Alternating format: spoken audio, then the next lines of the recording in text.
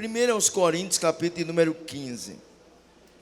Diz assim a palavra de Deus: também vos notifico, irmãos, o evangelho que já vos tenho anunciado, o qual também recebestes e no qual também permaneceis, pelo qual também sois salvos, se o retiverdes tal como vos tenho anunciado, senão é que creste em vão. Porque primeiramente vos entreguei o que também recebi, que Cristo morreu pelos nossos pecados, segundo as Escrituras, e que foi sepultado, e que ressuscitou ao terceiro dia, segundo as Escrituras, e que foi visto por Cefas, e depois pelos 12, depois foi visto uma vez por mais de 500 irmãos, dos quais vive ainda a maior parte, mas alguns já dormem também. Depois foi visto por Tiago, e depois por todos os apóstolos, e por derradeiro de todos, me apareceu também a mim, como a um abortivo, porque eu sou o menor dos apóstolos, que não sou digno de ser chamado apóstolo, pois que persegui a igreja de Deus. Mas pela graça de Deus que sou o que sou, e sua graça para comigo não foi vã. Antes, trabalhei muito, mais do que todos eles. Todavia, não eu, mas a graça de Deus que está comigo. Então, ou seja eu, ou sejam eles, assim pregamos, e assim haveis crido. Ora, se prega que Cristo ressuscitou dos mortos, como dizem alguns dentre vós, que não há ressurreição dos mortos, e se não há ressurreição de mortos, também Cristo não ressuscitou. E se Cristo não ressuscitou, logo é vã a nossa pregação, e também é vã a nossa fé. E assim somos também considerados como falsas testemunhas de Deus, pois testificamos de Deus que ressuscitou a Cristo, ao qual porém não ressuscitou, se na verdade os mortos não ressuscitam. Porque se os mortos não ressuscitam, também Cristo não ressuscitou. E se Cristo não ressuscitou, é vã a vossa fé, e ainda permaneceis nos vossos pecados. Queridos, agora olha aqui para mim, depois da leitura desse texto. Eu quero trazer uma rápida reflexão baseada no tema: a ressurreição ratifica a obra do Calvário. Observe que nesse texto Paulo estava enfrentando presbítero Nicomedes, um problema muito sério de heresia na igreja de Corinto. Havia um grupo que tinha se levantado naquela igreja, que eles estavam ensinando e pregando contra a ressurreição, e eles estavam dizendo que não havia ressurreição. Aí então Paulo, ele escreve o capítulo de número 15 da primeira epístola, dedicando exclusivamente para orientar, instruir e doutrinar a igreja sobre a ressurreição. E ele começa, em primeiro lugar, nós gostaríamos de pontuar a partir desse texto, a defesa que Paulo faz em relação à ressurreição. Ele mostra, ele traz à consciência dos irmãos os fatos verídicos da ressurreição de Cristo. Em outras palavras, Paulo está dizendo: olha, a ressurreição não é uma fábula, uma fantasia, uma história, uma alegoria, uma parábola. A ressurreição foi um fato concreto, notificado. Existem testemunhas de que isso aconteceu. Na época que Paulo escreveu a igreja aos Coríntios, haviam irmãos vivos que viram a Jesus após a sua ressurreição. Paulo diz aqui: olha, existe inclusive irmãos que viram o mestre vivo e que testemunham até hoje de que de fato ele ressuscitou. Alguns desses irmãos já dormiram, mas há uma parte que ainda estão vivos e testemunham de que a ressurreição de fato ocorreu. E Paulo começa a chamar a atenção dos irmãos. Primeiro, Paulo diz que esse ensinamento não era algo que ele recebeu humanamente. Versículo de número 13, ele diz: porque eu passei para vocês o que eu recebi diretamente do Senhor. E aí ele chama a atenção, olha, segundo as Escrituras, naquela época já havia o relato dos evangelhos escritos em pergaminhos. Paulo já tinha o relato da crucificação, da morte, do período que Jesus esteve aqui. Os evangelhos já estavam escritos em pergaminhos. E aí Paulo Cavalcante diz, olha, porque segundo as Escrituras, Cristo morreu pelos nossos pecados. Porque segundo as Escrituras, Cristo foi sepultado. Porque segundo as Escrituras, Cristo ressuscitou ao terceiro dia. E ele chama a atenção da veracidade da palavra de Deus. A palavra de Deus, irmãos, ela é a revelação de Deus. Desacreditar na ressurreição é desacreditar na Bíblia. E a própria palavra diz que passará os céus e a terra, mas as minhas palavras não hão de passar. O que está escrito na Bíblia é a revelação de Deus. Quem pode dizer amém, meus irmãos? Quando Paulo chega, olha aqui para mim, quando Paulo chega no versículo de número 5, 6, ele faz um relato das aparições de Jesus após a ressurreição. Primeiro lugar, a quem Jesus apareceu após ressuscitar? Maria Madalena, a mulher que ele expulsou 7 demônios, teve o privilégio de ver Jesus ressurreto. Quem pode glorificar e exaltar o nome do Senhor Jesus? Talvez na minha ótica você acha que Jesus deveria ter aparecido a própria mãe dele em primeiro lugar. Mas ele apareceu a Maria Madalena desacreditada, Maria Madalena desprezada, Maria Madalena que mesmo tendo seguido a Jesus, mas enfrentava a falta de credibilidade. Sabe por quê? Porque Jesus se revela aos mais necessitados. Ele se revelou a Maria Madalena. Quem em segundo lugar Jesus apareceu após a ressurreição? As Marias. Ele apareceu às Marias. Em terceiro lugar, aqui Jesus apareceu, segundo o relato de Paulo, houve uma aparição dele diretamente ao apóstolo Pedro, quando ele diz aqui no capítulo de número 15, versículo 5, ele diz, e foi visto por Cefas. Houve uma aparição direta de Jesus a Pedro. E depois que ele apareceu a Pedro, ele apareceu a quem? À tarde do domingo da ressurreição. Ele apareceu aos 2 discípulos que estavam no caminho de Emaú. E eles iam conversando e Jesus se apresentou diante dele. E eles começaram a conversar com Jesus enquanto caminhavam no caminho de Emaús. E ele, por algum momento, os olhos deles foram fechados para não reconhecer, embora que os judeus eram muito parecidos.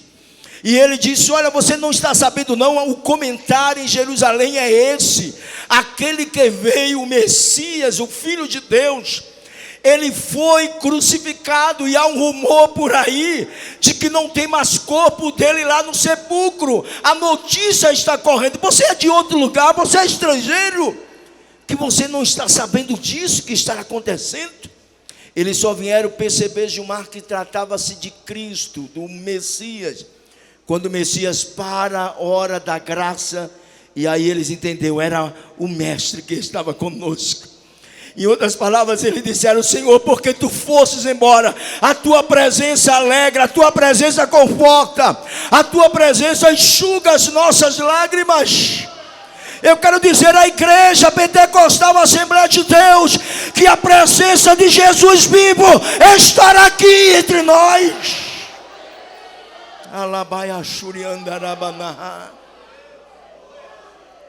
Ele está vivo. Eu vejo Jesus nas vidas que ele transforma. Eu vejo Jesus no louvor que esse coral cantou. Eu vejo Jesus no meio dessas crianças aí, porque o próprio Jesus disse assim, deixai vir a mim as criancinhas, porque das tais é o reino de Deus. Eu vejo a presença de Jesus neste lugar entre nós. E a quem Jesus apareceu mais de à noite do domingo. Jesus entra no lugar onde estava reunido 11 apóstolos, só não estava Tomé lá. E Jesus entra no meio dele e não abriu porta, já com o corpo glorificado em carne, mas glorificado. E eles estavam ali presos, escondidos, porque eles estavam dizendo entre eles: nós fizemos tudo, seguimos o mestre, abandonamos a nossa rede, abandonamos a alfândega, e agora o Império Romano vai nos perseguir, nós vamos sofrer represárias. E eles ficaram escondidos. Mas quando eles estavam apreensivos ali naquele lugar, sem precisar abrir a porta, o rabino chega, o mestre chega, e ele diz: Pai seja convosco. E eles disseram: é o mestre. E alguns disseram: Pedro, eu acho que não é um mestre não, isso é um fantasma. Eu acho que um fantasma entrou aqui no meio da nossa reunião. Aí Jesus disse assim: olha, não é fantasma não, sou eu mesmo. E quando ele mostrou os cravos das suas mãos, a ficha dele caiu e disseram: é o mestre que está vivo. Eita lá, maná, xuriandá. Irmãos, eles esqueceram a promessa da ressurreição. Como nós rapidamente esquecemos as promessas. Jesus andou com eles 3 anos. E nos momentos que se aproximava a hora do Calvário, Jesus disse a Pedro, a Tiago, a André, a João, ele diz assim: olha, está chegando a minha hora. O Filho do Homem será levado para o sacrifício. Vai se cumprir sobre ele o que está escrito nas Escrituras. Mas ao terceiro dia ele vai ressuscitar. Foi Jesus que falou para os apóstolos. Mas por causa do medo, eles esqueceram desta promessa. Quando nós passamos a sermos movidos pelo medo, nós esquecemos as promessas. Mas o Senhor traz uma palavra de edificação para a igreja. Não deixe o medo lhe dominar. A promessa de Deus está viva.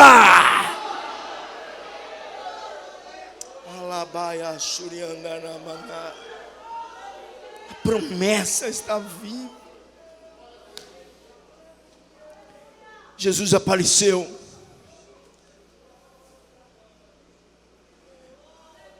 No dia seguinte, lá na praia, estavam os discípulos tentando pescar. E Jesus chega e diz: temos alguma coisa para comer? E eles responderam, disseram: mestre, nós estamos aqui tentando a noite toda pescar. A gente é tudo pescador, com experiência, mas nós não pescamos nada. E voltaram desanimados. Jesus se apresentou a eles. E o Senhor disse: olha, volta no mesmo lugar onde vocês estavam pescando e lança a rede do outro lado. Eles disseram: nós tentamos a noite toda e nada pescamos, mas sobre a tua palavra nós voltaremos ao mesmo lugar e lançaremos a rede. E quando eles foram e lançaram as redes, e agora não podiam mais tirar a rede, porque os peixes eram enormes que estavam naquela rede. Jesus apareceu a muitos. 8 dias depois, o domingo seguinte ao domingo da ressurreição, ele aparece agora, Cleito, aos 12. Tomé agora estava no meio. E até o domingo da ressurreição, para o domingo seguinte, Tomé começou a perrear Pedro. Disse: ele ressuscitou nada, isso é conversa. Só que Pedro e João foram lá no sepulcro antes de Jesus aparecer a Pedro e aos 11. E viram a pedra removida e não tinha nada de corpo no sepulcro. Mas Tomé disse assim: eu só creio pegando vendo. Eu tenho que colocar as mãos para saber se é carne mesmo. Irmãos, tem Tomé. Tomé não era aquele que estava lá fora, não. Tomé não era dos fariseus. Tomé não era do partido dos saduceus. Tomé era apóstolo. A gente convive com Tomé dentro do reino, irmãos. Mas a graça de Deus tira todas as dúvidas dos Tomés. Tomé disse assim: eu não creio, isso é conversa. Domingo após o domingo da ressurreição, Jesus chega no mesmo lugar.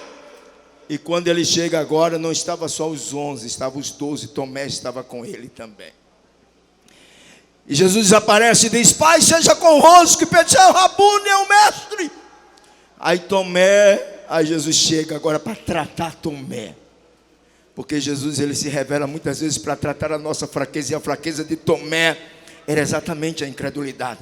E Jesus, parafraseando, disse: mas Tomé, qual é a tua dúvida? Tu tens alguma dúvida, Tomé? Vem cá, coloca as mãos nos cravos.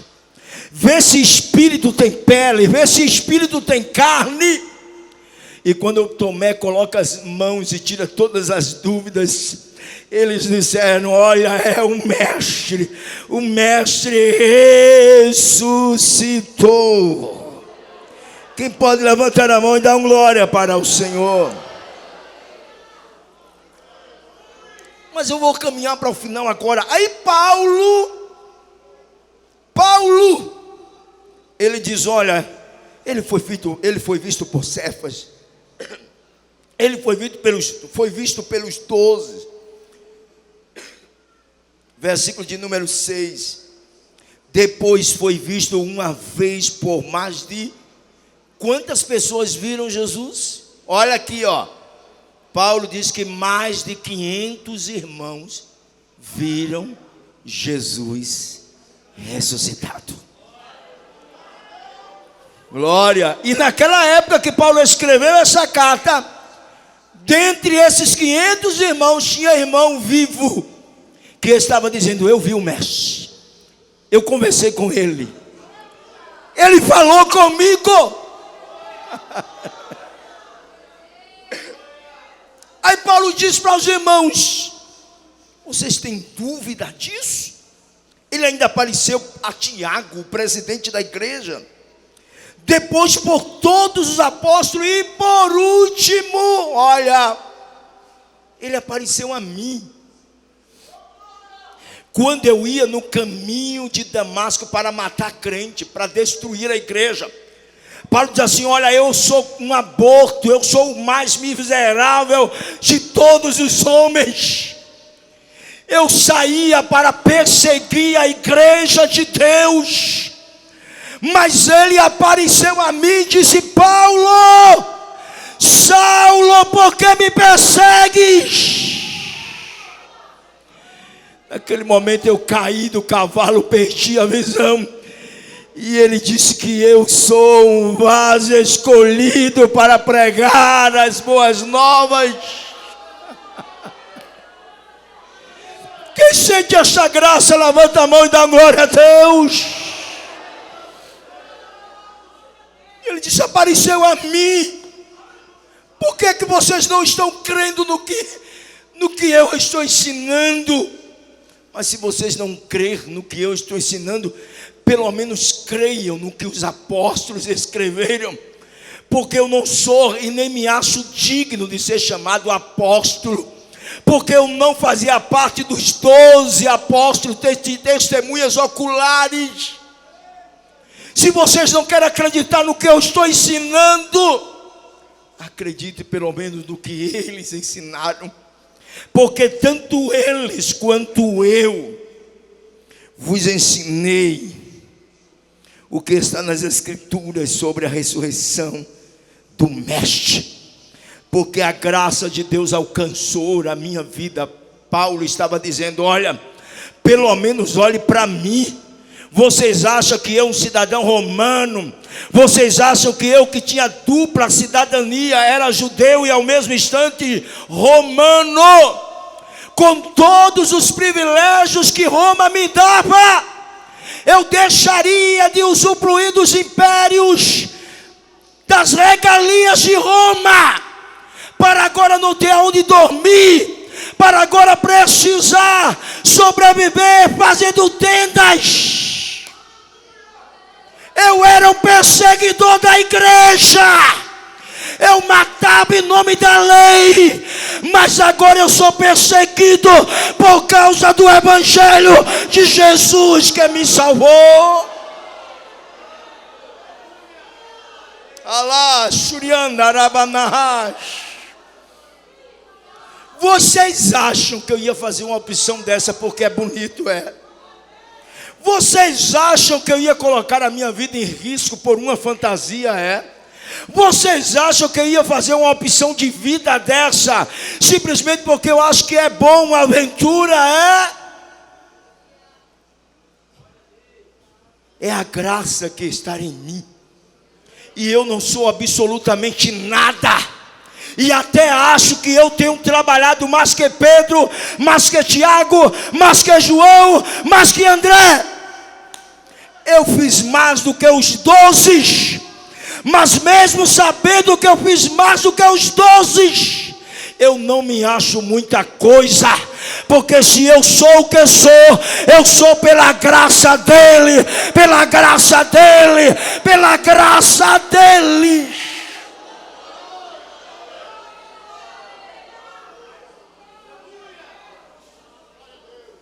Se eu sou o que sou, eu não sou por causa das minhas competências. Eu sou por causa que a graça dele me alcançou. Eu sou porque a graça dele me restaurou. A graça dele está comigo. Então fomos assim, eu e os apóstolos, que ensinamos a vocês a respeito do que de fato aconteceu. Nós não inventamos a ressurreição. Por que então vocês estão discutindo e não estão acreditando ou deixando de crer de que de fato existe a ressurreição? Aí ele diz no versículo de número 12, olha aqui. Ora, se prega que Cristo ressuscitou dos mortos, como dizem alguns entre vós, que não há ressurreição dos mortos. Se Cristo ressuscitou, por que vocês estão ensinando? A igreja chegou a uma heresia tão profunda, uma heresia tão grande, Anderson, que eles começaram literalmente a dizer: olha, evangelho é só para a vida aqui. Se vocês tiverem de se relacionar, de cultuar, de viver alguma graça, vivem em vida, porque depois da morte não tem nada. Acabou-se tudo. Encerra-se tudo com a morte, porque não há ressurreição. Aí Paulo diz: ei, se não há ressurreição de mortos, então logo Cristo não ressuscitou. É assim que vocês creem? Aí ele diz: se não há ressurreição de mortos, também Cristo não ressuscitou. Por quê, Almi? Porque o próprio apóstolo Paulo diz que Cristo é a primícia dos que dormem. Se Cristo ressuscitou, nós haveremos de ressuscitar também. Sabe por quê? Porque se não há ressurreição, a obra do Calvário foi uma obra incompleta. A obra da salvação não terminou no Calvário, Cleito. A obra da salvação não foi totalmente finalizada no Calvário. Ela foi ratificada na ressurreição. E o próprio apóstolo Paulo diz aqui, eu não estou inventando. Paulo diz assim: se não há ressurreição, então não há remissão de pecados. E se não há remissão de pecados, nós ainda estamos no pecado. Mas Cristo ressuscitou. E aí ele diz: em vão, se não há ressurreição, em vão é a nossa pregação, e em vão é a nossa fé. Aí eu vou perguntar para vocês aqui para a gente terminar: por que é que sem ressurreição o Calvário é incompleto? Porque no final da história, quem seria o vencedor? A morte. Jesus morreu pelos nossos pecados, mas a morte, que era a justiça de Deus, porque o próprio Paulo disse que o salário do pecado é a morte, e alguém tinha que morrer pela raça humana. Até aí tudo bem, ele morreu a nossa morte, pagou o preço. Mas se ele não tivesse ressuscitado, na história o vencedor seria a morte. Mas Jesus ressuscitou. E o apóstolo Paulo diz que ele se levantou e disse: onde está a morte?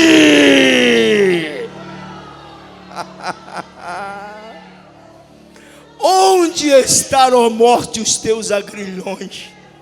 Onde está, ó morte, a tua vitória? Onde está, ó morte, a tua força? O cordeiro que foi morto reviveu. Alabaia Shuriandará. Quem sente a presença dele aqui? Quem sente a presença dele, levanta a mão e dá um glória. Levanta a mão e dá um glória. Olha para três irmãos e diga para ele: o cordeiro está vivo. Diga: o cordeiro está vivo. O cordeiro está vivo. Sinta a presença dele agora. Sinta a presença dele. Você vai receber hoje renovo. Vai receber hoje cura. Vai receber hoje alegria. Vai receber hoje a presença gloriosa. O cordeiro está vivo. O cordeiro está vivo. Eu pregava a noite toda aqui nesse texto, mas já passamos 15 minutos. Na história, no final de toda a história, tem um herói, né? Tem um vencedor. A morte pensava que seria o herói, mas o cordeiro. João disse: quem é digno? Ele ouviu lá nas regiões celestiais, Gilmar, uma voz que dizia: quem é digno de desatar o livro e os seus 7 selos? Por um momento houve silêncio nos céus. De repente se levantou um dos anciões no meio de miríades e miríades de anjos, e ele dizia: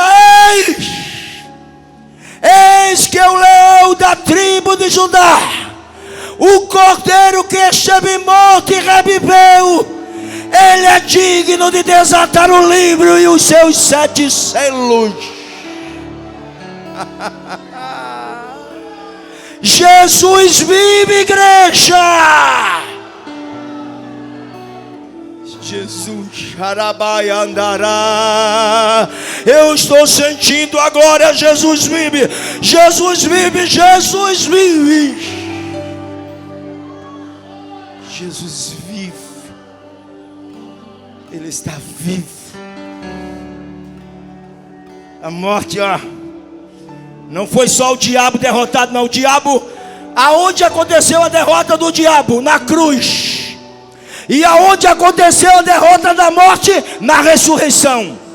Na cruz Jesus esmagou a cabeça de Satanás, e na ressurreição Jesus venceu a morte. E se ele ressuscitou, nós também ressuscitaremos. Eu vou ver Pedro, João, Maria, José, Lia, os entes queridos desta casa que serviram a Deus e partiram. Todos nós estaremos diante do Senhor. Fica de pé. Quem canta aí? Quem canta?